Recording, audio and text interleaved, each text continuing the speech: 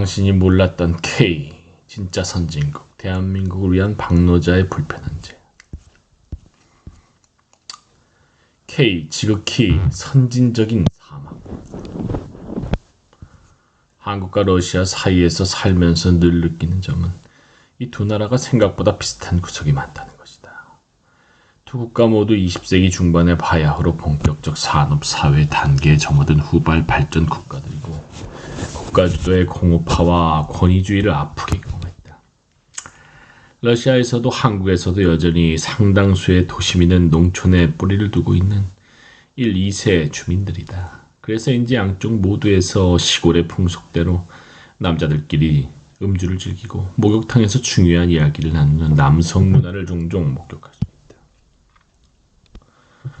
군사적 총동원의 경험을 가진 사회인 만큼 양국은 징병체제나 군생활의 억압성도 그 정도가 대단하다.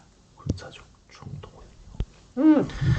징병을 부담스러워하며 가능만 하다면 피하고 싶어하는 양국 젊은이들의 심정 역시 충분히 비교할 수 있다.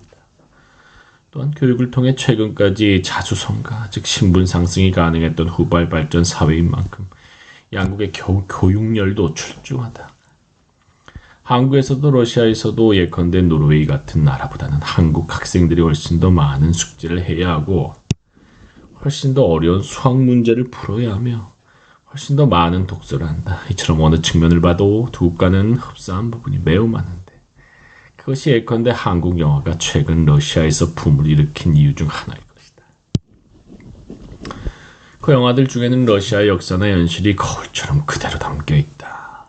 예를 들어 남영동, 1985 같은 영화를 보면 러시아 관객은 오늘날 러시아 제야 인사들이 겪는 일을 떠올려 볼 수 있을 것이다. 양국이 공유하고 있는 또 하나의 사회적 문제는 불행하게도 세계 최악에 가까운 자살률이다.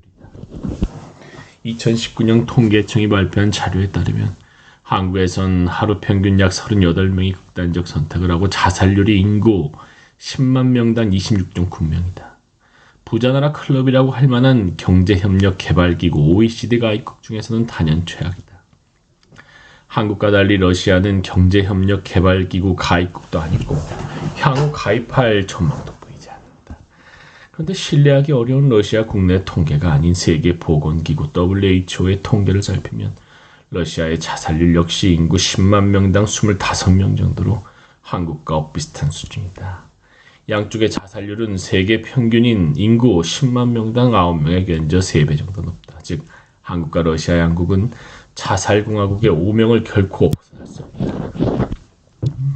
한데 두 나라의 자살률 추이 곡선을 보면 유의미한 차이가 바로 눈에 띈다. 러시아의 자살률은 1990년대 초중반에 최악 인구 10만 명당 40명이었다가 그 뒤로는 꾸준히 내려가고 있다. 한국의 경우에는 2011년에 최악 인구 10만 명당 31명에 도달한 뒤 최근 5, 6년 동안 25에서 26명 수준에서 고착된 모습을 보인다. 이 차이를 이해하려면 두 나라가 자살공화국이 된 원인을 세밀히 살펴봐야 한다. 러시아의 경우에는 소련의 몰락 1991년 소련의 몰락 당시 인구 10만 명당 20명 안팎이었던 자살률이 그로부터 3, 4년 뒤에는 거의 2배로 껑충 뛰었다. 공동 이념의 상실, 탈산업화와 빈곤화 속에서 알코올 중독률이 하늘 높은 줄 모르고 치솟아 올랐고 자살이 과거보다 훨씬 빈번해졌다. 반면 2000년대 초반부터 경제 사정이 나아지고 사회가 안정화되자 알코올 중독률이 계속 줄었고 자살률도 대체로 하향 곡선을 그렸다. 러시아에서 자살률은 정확히 빈곤율 그리고 알코올 중독률과 정비례한다.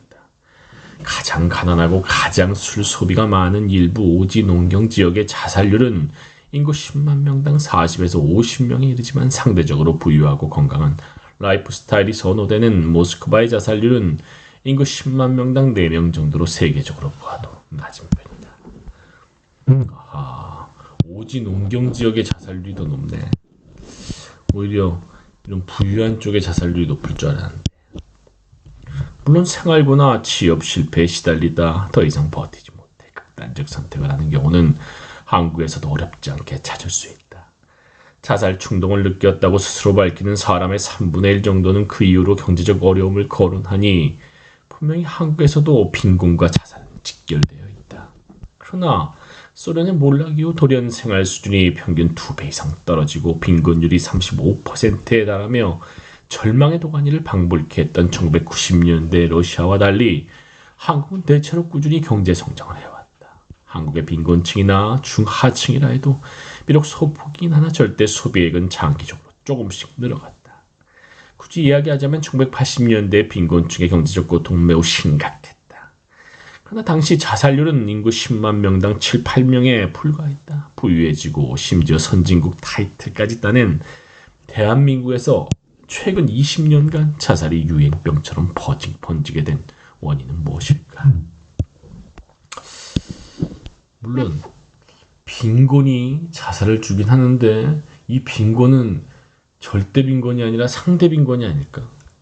소비 수준이 늘었는데도 물론 빈곤 때문에 자살했지만 예전보다에 비해서 더 좋아졌는데도 상대적으로는 더 빈곤을 느끼니까.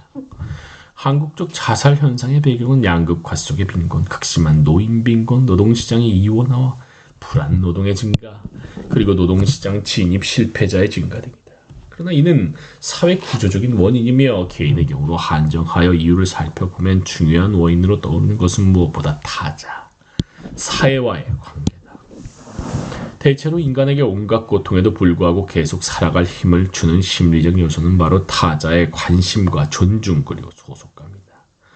아무리 가난해도 나를 걱정해주고 나의 존엄성을 인정해주는 가족이나 친구, 나에게 존재감을 부여해주는 어떤 집단에 대한 소속감만 있다면 그것만으로도 대부분의 사람들은 극단적 선택을 피하고 버틸 수 있다. 그러나 이 세 가지 요소의 결핍은 부유하고 선진적인 오늘날 대한민국을 심리적인 사막으로 개개인이 대체로 불행하고 우울한 사회로 만들었다.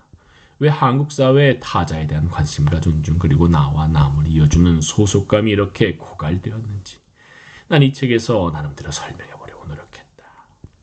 남한테 관심을 두지 않고 타인을 동반자가 아닌 잠재적으로 인식하는 태도가 한국 사회에 만연한 이유를 최근 러시아를 비롯해 전 세계의 주목을 끈 오징어 게임 같은 드라마는 너무나 잘 보여준다. 이 드라마에서 나온 살인적인 생존 게임은 사실 각자 도생 약육강식 우승열패의 신자유주의 모범국가인 대한민국에서의 하루하루 현실의 풍요 즉 알레고리다. 물론 이 현실 속에서는 경쟁자가 된 모두가 서로를 물리적으로 죽이는 건 아니다. 그렇지만 이 책에서 보여줄 내용처럼 사회 가정에서 구성원들에게 오로지 너의 성공을 위해서만 노력하라 라는 인식을 심어주고 처절한 생존 경쟁에서 누군가가 능력이 모자라 탈락하여 낙오되는 것을 당연시 하게끔 만들어준다는 점에서 동일하다.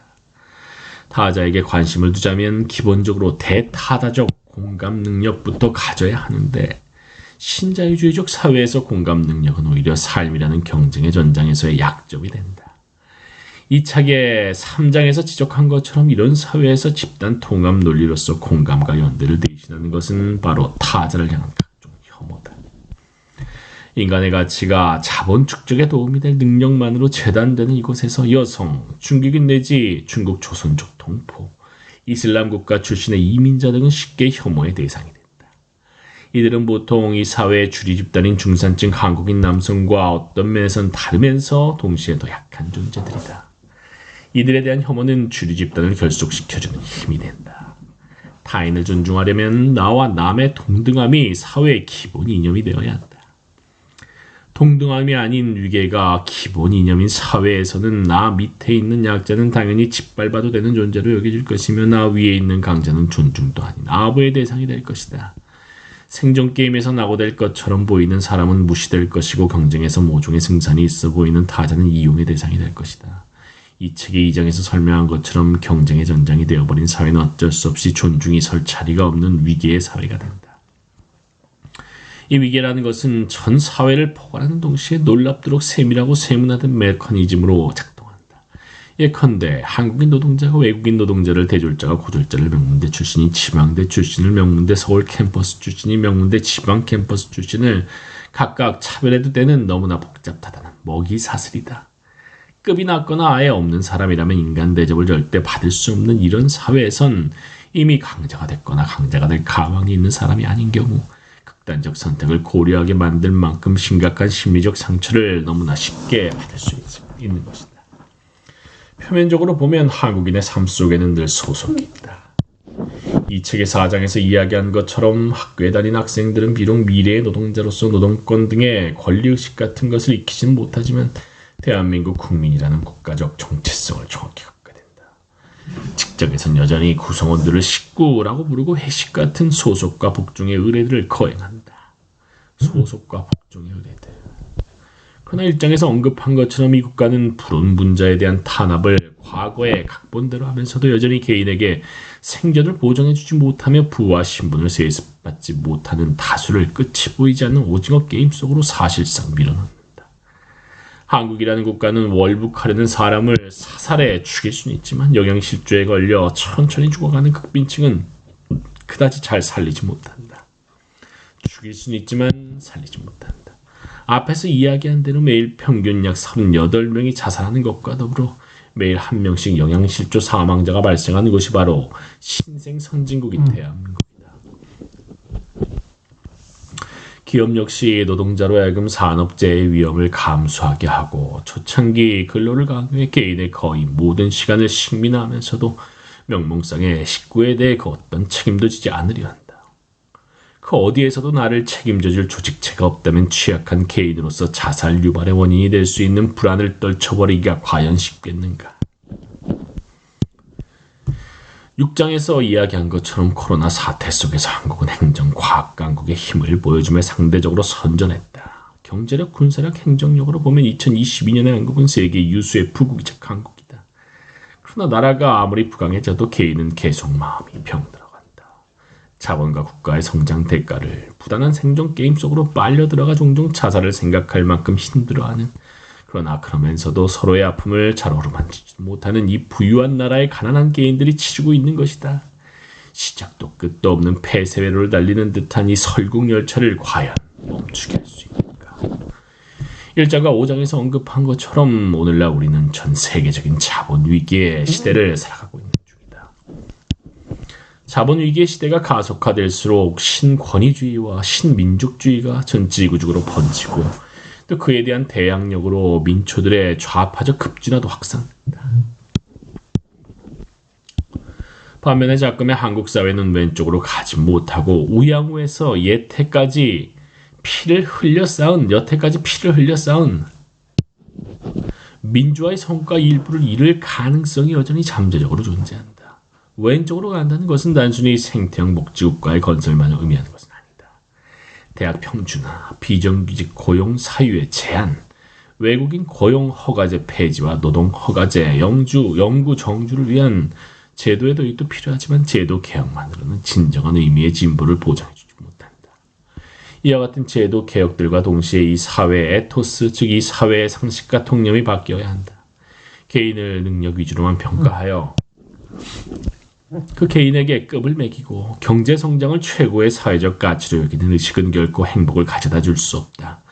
우리가 단순히 부강한 나라만이 아닌 행복한 나라를 원한다면 능력의 유무나 위치 고하를 떠나 만인이 그 존엄성을 존중받을 권리를 갖는다는 점. 그리고 사회의 목표는 성장이 아닌 인간과 생태계의 총체적 생존이라는 점부터 상식화해야 할 것이다.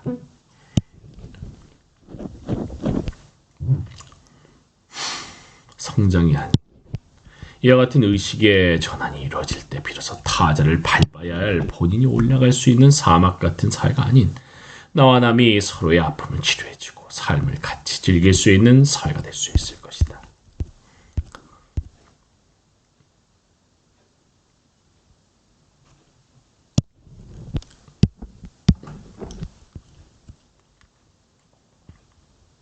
양심수는 왜 석방되지 않는가? 노래를 불렀다가 죄인이 된 나라. 이석기. 높으신 분 없는 세상을 위하여. K형 팬덤 정치문화. 죽음의 정치학. 따라잡기의 종말. 혐오. 나는 혐오한다. 고로 존재한다. 인간이 벌레가 된 나라. 반여성, 반중국, 반동포들을 차별하는 나라. 삶이 식민화되는 것. 프레카리아트혁명. 한류란 이름의 착취공장. 역시 박노저가 재밌어. 제1장 과거 돌아오는 망령들. 다시 돌아온 저주 가난. 인간에게는 고질병이 하나 있다. 바로 소망적 사고다. 우리는 너무나 쉽게 이 세계가 우리가 원하는 방향으로 돌아간다고 낙관한다. 한데 결국에 이 낙관이 현실과 우리의 희망을 혼동한 판단착오라는 것을 알게 된다. 1930년대 경제공황과 파시즘의 횡행 같은 자본주의 위기의 후과 뒤에 나타나는 좋지 못한 결과, 위기의 후과들을 목격한 전후 호황기 지식인들은 1950, 60년대 앞을 다투어 고전적 자본주의의 사망 선고를 내리고 했다. 1960년대 베스트셀러가 된 풍요한 사회. 저자 존 갤브레이스는 전후 호황기 속에서 가난의 문제가 이미 해결되었다고 한때 장담하지 않았던가. 그뿐인가? 사회학자 데니엘 벨은 탈산업사회라는 관념을 대중화했고 1980년대 이후 포스트 모던 사상가들은 고전적 자본주의를 벗어나 욕망을 생산하고 소비하는 신세계의 밑그림을 그렸다. 그들은 적어도 세계 체제 핵심부에서 초과 착취와 과로 노동, 가난 등이 영원히 사라졌다고 낙관했다. 하지만 이제 보니 그들의 진단은 완전히 틀렸다.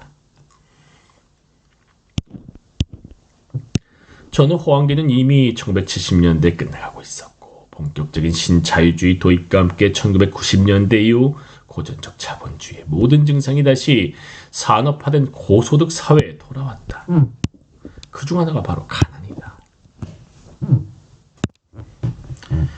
가난은 모종의 결핍을 의미한다. 1차적으로 기본적 욕구, 의식주를 해결할 물질의 부족. 물질의 부족을 함의하지만 굶주림이나 불충분한 영양 섭취만이 가난은 아니다.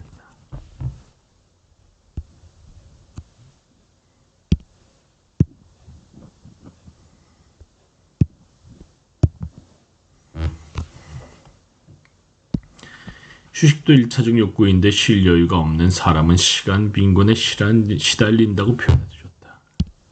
성도 마찬가지로 1차적 욕구에 속하는데 성관계를 맺을 여력이나 여유조차 없는 상황을 성빈곤이라고 규정할 수 있을 것이다.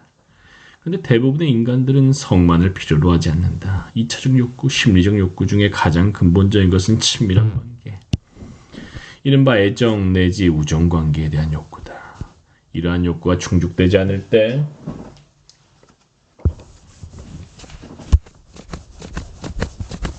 빈곤, 관계 빈곤을 이야기할 수도 있다. 왜 이래? 관계 빈곤.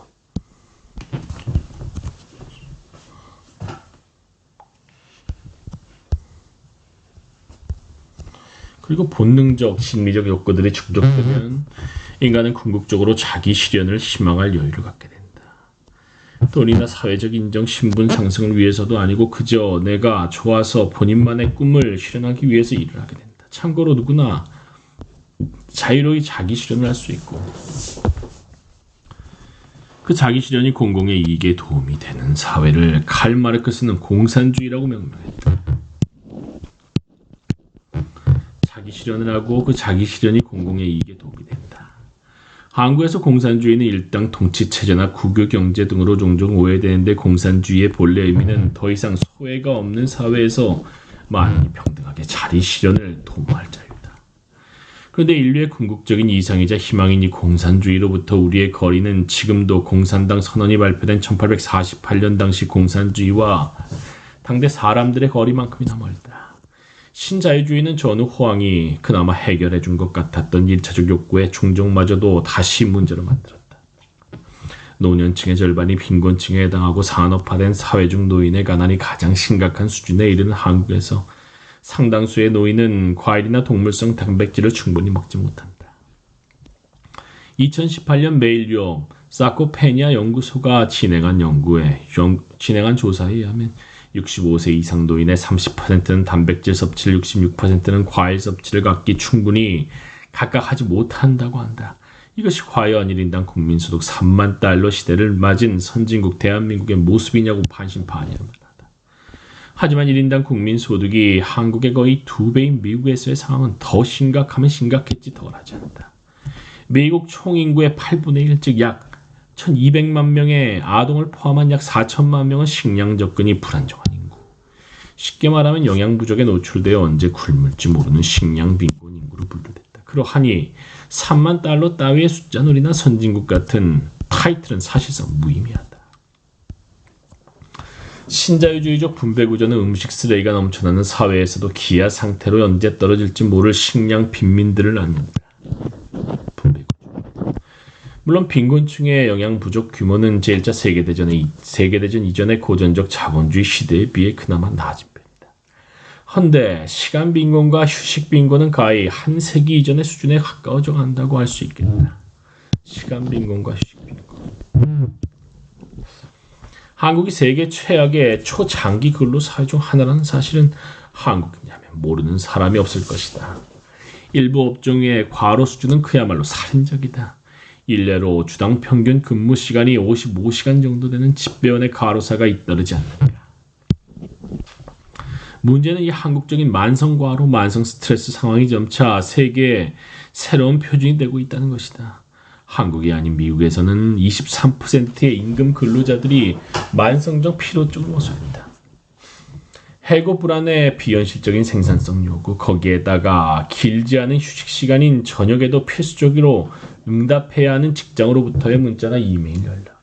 새로운 정보통신수단들은 문명의 이기에서 노동자들의 건강을 치명적으로 해치는 흉기로 변한 것이다. 그런 변화의 가능성이야말로 자본주의의 본질적 속성이다. 한국이든 미국이든 치솟는 부동산 가격과 육아 비용 등에 대한 걱정, 그리고 직장에서의 불안과 스트레스에 찌들어 만성적으로 피곤한 사람들을 늘 주위에서 볼 수 있다. 매일 파김치가 되고 이런저런 걱정을 덜어내지 못하는 사람이 성관계를 맺을 여력을 갖기가 쉽겠는가. 한국은 일본과 마찬가지로 이미 전 세계가 알아주는 섹스리스 사회가 됐다. 결혼 여부와 관계없이 37.9%의 한국 성인은 성관계를 거의 맺지 않고 산다. 이들의 성관계 횟수는 월 1회 이하인 것으로 나타난다. 미국은 그보다 덜하긴 하지만 부관 성관계 횟수가 30년 전에 비해 약 30%나 떨어졌다고 연구 발표가 있었다. 제대로 된 음식이 혼자 먹는 패스트푸드로 대체되듯이 인간관계를 맺으면서 이루어지는 자연적 성관계가 많은 경우에 각종 야동이 뜨는 컴퓨터 화면 앞에서의 혼자만의 자위 행위로 대체된다. 성관계를 맺을 시간이나 에너지조차 없다면 과연 지속 가능한 애정관계를 이끌어 나갈 여유는 있겠는가? 2018년 한국보건사회연구원의 조사에 따르면 한국에서 20에서 44세 미혼 남녀 가운데 실제 이성교제라는 사람은 10명 중 3, 4명에 불과하다. 결혼이나 동거는커녕 연애도 사치로 통하는 시대. 이 시대야말로 관계 빈곤의 시대가 아닌가. 겔비 라이스나 아벨의 진단과 달리 전후 호황기는 자본주의의 본질을 전혀 바꾸지 않았다. 그 호황기를 대체한 오늘날의 신자유주의 사회는 분명 풍요롭지만 그 풍요에 수반하는 것은 생활의 모든 부문에 걸친 상대적 빈곤이다. 명목상의 임금 액수가 올라도 어차피 특히 대도시의 치솟는 집값이나 기본 서비스의 가격 등을 따라잡지 못한다. 이윤율이 떨어진 제조업 대신에 엄청난 투자금이 이제는 부동산 내지 사회 서비스 부문 등으로 흘러들어가기 때문이다. 자본이 원하는 이유는 노동자이자 소비자들에게는 상대적 빈곤을 의미한다.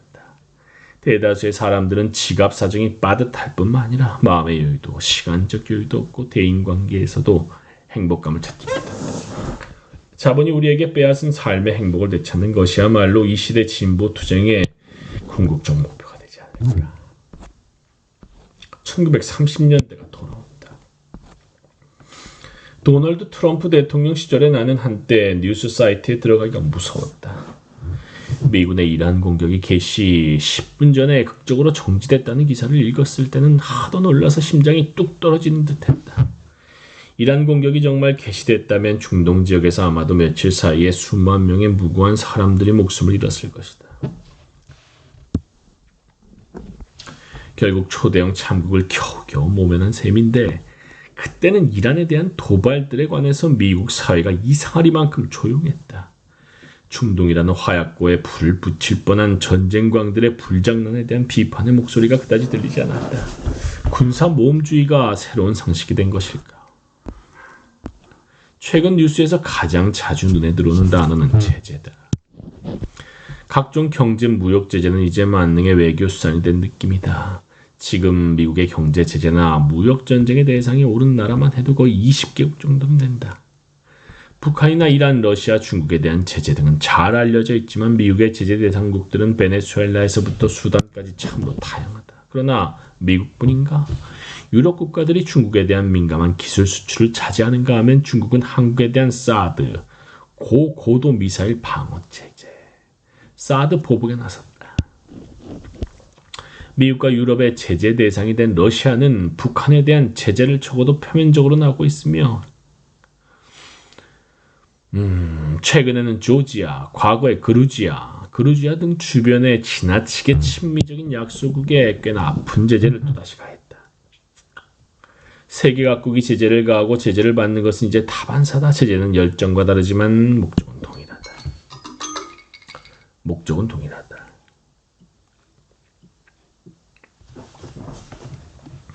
상대방을 돈의 힘으로 굴복시키는 것이다.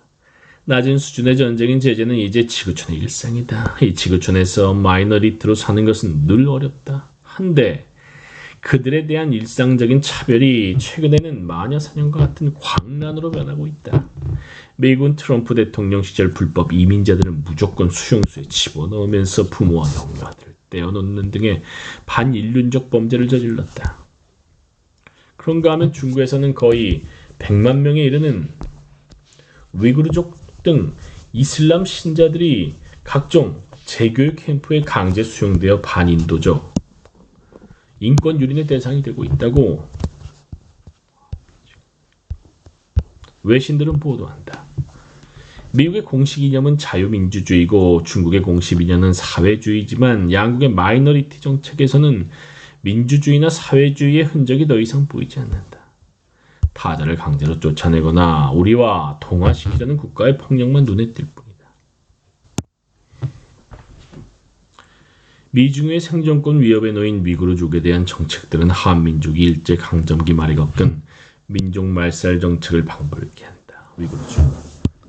우리는 정말 1930년대나 제2차 세계대전과 같은 암흑기로 돌아가고 있는가? 역사는 그대로 돌아가는 법이야 없겠지만 1930년대 소프트한 변종이 지금 다시 도래하고 있는 것은 사실로 보인다. 소프트한 변종이란 1930년대와 오늘날 사이의 정도의 차이를 뜻한다.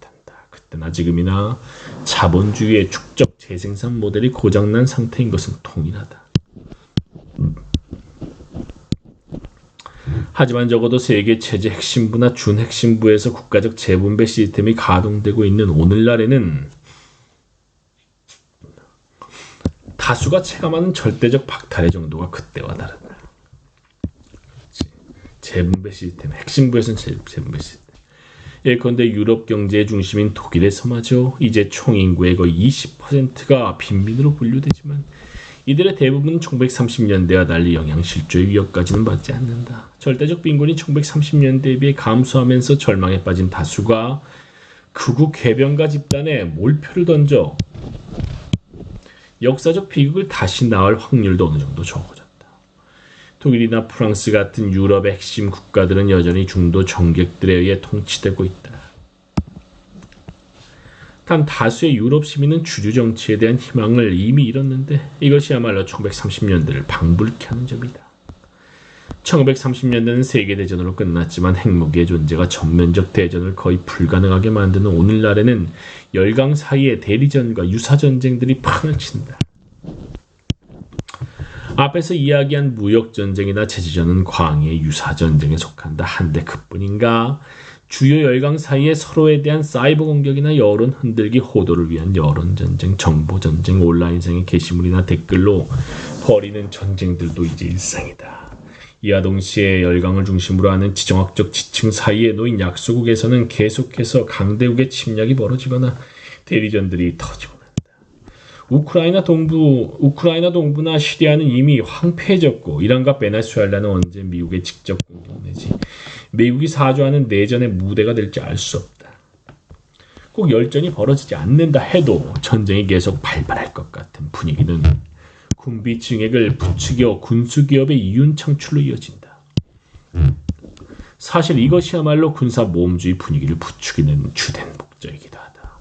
1930년대나 지금이나 자본주의는 기본적으로 이윤율 저하의 위기에 봉착했다. 한데 시장 경기 하락과 무관하게 지속적인 이윤을 뽑을 수 있는 업종이 있다. 바로 관수 위주의 군수공업이다. 시장 상황이 나빠질 때 총자본은 늘 전적을 요청한다.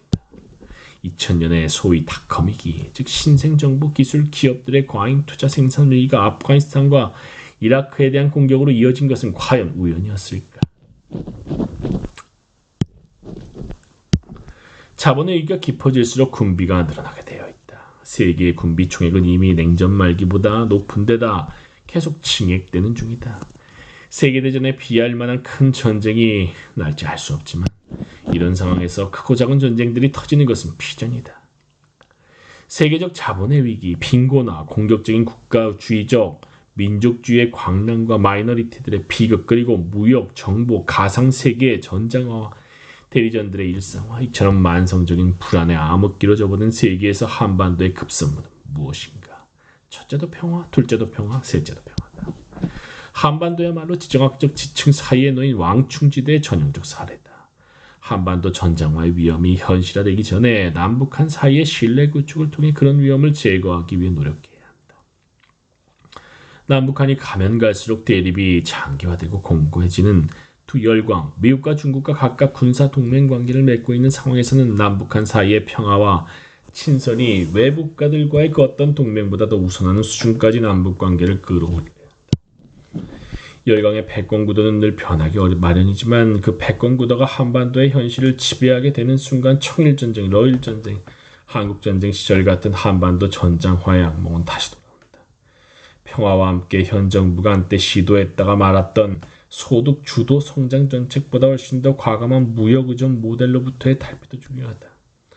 상호 제재와 무역 전쟁이 일상화되는 상황에서 한국 경제 국민 총소득 대비 수출입 비율이 86.8%, 2018년 한국은행 발표 자료나 된다는 것은 치명적 약점이다. 물론 아무리 저소득층의 소득을 높이고 국가의 재분배 기능을 강화하고 내수를 대폭 키워도 세계 자본주의 전체가 깊은 위기에 빠진 오늘날의 국내외적 상황을 근본적으로 바꿀 수는 없을 것이다.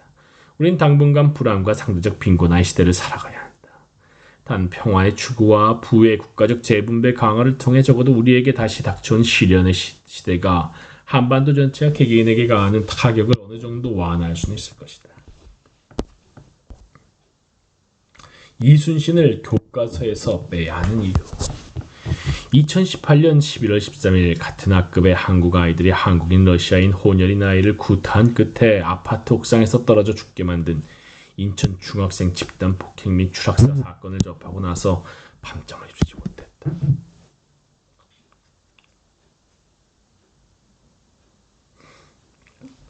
피해자의 마지막 순간들을 상상하면 이 세상에 살고 싶은 마음 자체가 금방 사라질 정도다. 근데 과연 끔찍했던 것은 피해 학생의 마지막 순간만이었을까? 가난하기에 다문화 가정 출신이라서 남들과 조금 다르게 생겼기에 학교에서 매일같이 모욕당하고 얻어맞아야 했던 아이의 삶은 그 자체로 공내 연속이었을 것이다. 물리적 폭력보다 심리적 따돌림이 훨씬 더 흔한 노르웨이에서도 따돌림 피해자들이 모욕으로 점철되고 자존감 확립의 기회를 주지 않는 삶을 포기하고 스스로 목숨을 끊는 일은 종종 있었다. 물리적 폭력이든 심리적 따돌림이든 그 후유증은 대개 피해자를 평생 따라다니며 어른이 되고 나서도 심신의 건강에 악영향을 미친다. 악독한 고문과 다를 바 없는 후유증을 남기는 학교 폭력을 대한민국에서 적어도 약 9에서 10%의 취약 연령 아동들이 경험한다는 것을 생각해보면 소름이 끼칠 따름이다. 아무리 앞으로 1인당 명복 국내 총생산이 일본과 같은 4만 달러가 되고 미국과 같은 6만 달러가 된다고 해도 가난과 담과 다른 외모 말고는 지은 죄도 없는 아이가 고문을 당해야 하는 나라라면 과연 살기 좋은 나라가 될 수 있을까? 인천 중학생 집단 폭행 및 추락사 사건을 생각하면서 나는 나 자신의 아동기를 떠올리기도 했다. 이 사건의 피해자처럼 나도 중학교 시절에 줄곧 황홀했다. 피해자가 다문화 가정이라고 야유를 당했다면 나는 유대인이라는 이유로 따돌림과 폭력을 당했다. 피해자의 다르게 생긴 얼굴이 가해자의 폭력을 행사한 이유였다면 나는 뚱뚱하다는 이유로 모욕과 욕설을 듣곤 했다.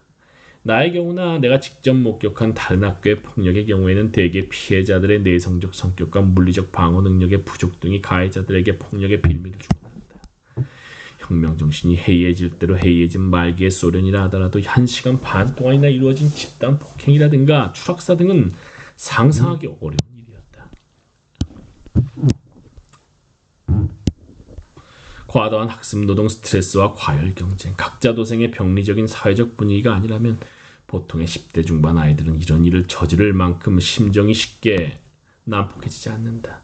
그렇다 하더라도 집단 폭행도 아닌 모욕적 제스처나 폭언을 몇 년간 지속적으로 듣다 보면 마음속에 응어리가 생기기에 충분하다. 당시 어린 나는 모든 민족들의 친선과 고상한 공산주의적 도덕률을 말로 선포하면서도 실생활에서 소수자에 대한 폭력과 아이들 사이의 양육강식을 말리지 못하는 국가와 사회가 괘씸하기만 했다. 어른 사회의 언행 불일치가 너무나 눈에 띄었던 것이다. 난 아동기에 폭력을 당하면서 계속 그 원인들에 대한 분석을 시도하기도 했다. 대타적 폭력 충동이 인간 본성에 내재한 일부분이라는 생각을 나는 처음부터 일축했다. 날 포함한 여러 폭력 피해자들도 분명히 가해자들과 같은 인간인데 왜 타자에게 폭력을 가하고 싶은 충동을 전혀 느끼지 못하는가. 이 의문으로부터 나는 폭력이 모든 인간들의 본능이라기보다는 어떤 특정 상황에서 발현된다는 것을 쉽게 눈치챌 수 있었다. 어떤 특정 상황에서 발현되는 폭력. 예컨대 가해자들의 이야기를 들어보면 상당수는 가정에서 엄한 아버지로부터 체벌을 당하곤 했다는 것이다. 알고 보면 그들은 나같이 싸움에 약한 그분들에게 스스로 그런 엄한 아버지가 되어 체벌을 흉내낸 폭력을 가함으로써 본인들이 집안에서 받는 스트레스를 푸는 것이 아닌가 하는 생각이 절로 들곤 했었다. 가해 학생들이 가끔 보드카를 마신 채 집에 와서 주정을 부리는 아버지들을 언급하기도 했는데 이런 아버지들이야말로 실은 그들의 롤모델이 아닌가 하고 짐작할 수 있었다. 가해자들의 가정 환경과 함께 나는 가해자들이 나를 향해 내뱉는 말들도 하나하나 분석하곤 했다. 뚱뚱보나 유대인놈이란 말을 제일 흔하게 들었고 빈도수로 따지면 그 다음으로 많이 들은 말은 계집애 같다와 걸레였다. 한국어와 달리 러시아어에서는 걸레가 남성성이 부족한 남성을 가리키는 비속어로 자주 씁니다. 즉 계집애처럼 주먹질이나 발차기를 제대로 못하고 걸레처럼 우유부단하면 비남성적이란 뜻이었다. 나뿐만 아니라 유대인이 아니어도 근육질의 신체와 공격적인 남성성을 지니지 않은 다른 남자 그부들의 상당수도 피해자가 되곤 했다. 난 이와 같은 남성관이 가해자들의 집안에서 체벌을 일삼는 엄한 아버지로부터 전해졌다고 쉽게 짐작할 수 있었다. 그러나 이런 그릇된 남성관은 비단 가정교육의 문제일 뿐인가? 학교나 사회는 이와 같은 공격성 본위의 남성관을 방치하거나 부추기고 있지는 않은가? 아동기에 나는 이런 생각을 할 때마다 어떤 커다란 모순을 실감할 수 있었다. 학교나 사회가 내세우는 이상은 분명히 폭력의 정반대였다. 전쟁은 자본주의 모순의 산물이며 전 세계가 공산주의로 진보하면 전쟁의 원인이 없어져 세계 평화가 바로 확립되리라는 것이 당시 내가 살았던 러시아의 학교에서 이루어지던 사상교육의 골자였다. 수업 시간에는 평화를 위한 투쟁, 그리고 니카라과 같은 나라에서 벌어지는 미제국주의 내리전이나 한국의 폭력적이기 짝이 없는 전두환 파쇼 도당에 대한 미국의 지원을 비판하는 내용 등을 자주 들을 수 있었다. 학교나 사회가 제시하는 궁극적 이상대로라면 싸움에 무능한 나 같은 인간들도 분명히 머리를 똑바로 치켜들고 자존감을 가지며 살 수 있었다. 평화는 우리의 주된 표였기 때문이다. 하지만 한편으로는 이와 동시에 학교 복도에 자동총을 들고 있는 군인들의 모습이 실린 벽보가 누구나 쉽게 읽을 수 있도록 붙어 있었다. 아프가니스탄에 파견되어 반동 세력에 대한 토벌을 한다는 멋진 군인들을 학교나 학생들에게 남성의 롤 모델로 열심히 홍보했던 것이다. 벽보뿐인가? 자국, 즉 러시아 역사 교과서는 거의 우리나라 명장들의 전시관이나 다름없었다. 각종 명장이나 대첩들의 그림과 함께 아이들의 어린 머릿속에서 일종의 군사주의적 선악 이분법이 주입되곤 했다. 우리나라와 관련된 전쟁이라면 우리는 완전 무결한 절대선 그 자체여야 했다. 제2차 세계대전 막바지에 소련 군인들이 점령지 독일 등지에서 차행한 성범죄 같은 것은 이런 방구에 언급도 없었기 때문에 그런 일이 벌어졌으리라고는 상상도 할 수 없었다.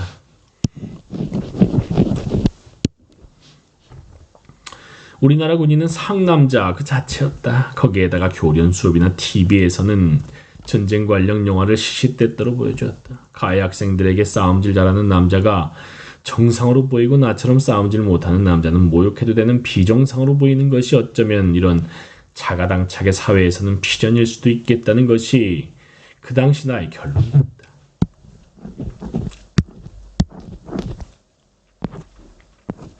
학교 폭력은 계급 사회가 안고 있는 모든 모순들의 축약판이다.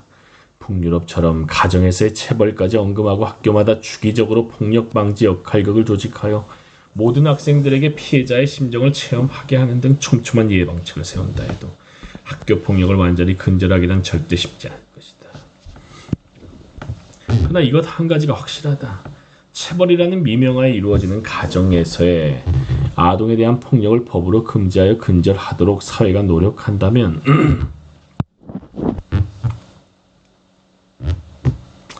적어도 최근에 북유럽처럼 학교에서 자행되는 물리적인 폭력은 감소세를 보일 수 있을 것이다. 폭력을 휘두르는 아버지는 학교 폭력 가해 학생들의 롤모델임이 틀림없다. 더불어 아이들의 생각을 폭력적 남성성 쪽으로 이끄는 학교 교육이나 진짜 사나이 같은 프로그램 및 일부 사극 등 대중문화에서 보이는 군사주의적 선전에 대해 한국 사회가 스스로 성찰했으면 좋겠다. 갑옷을 입고 무기를 든 을지문덕 강감찬 이순신이 과연 대한민국의 미래 세대가 정말로 보고 배워야 할 남성성에 적합한 아이콘인가? 이보다는 아군이 반세기 전에 베트남에서 저지른 양민학살과 성범죄에 대해 아이들에게 사실대로 가르치는 편이 비군사적 비폭력적 세계관의 형성에 도움이 되지 않을까? 학생들에게 군복을 입히고 각종 병영체험 극기훈련을 시키는 것은 결국 군사적 폭력을 합리화하게 만들 수 있는 야만적 행위가 아닌가. 정말로 행복한 나라는 강병의 군사국가도 아니고 1인당 국민소득 6만 달러의 부국도 아니다. 다르게 생기고 돈 없고 싸움을 못한다 하더라도 약자가 괴롭힘을 당하지 않고 어깨를 펴고 당당히 살아갈 수 있는 나라야말로 살기 좋은 나라다. 우린 과연 어떻게 해야 그런 나라로 발전할 수 있을까? 일단 여기까지. 지식인은 죽었다. 37.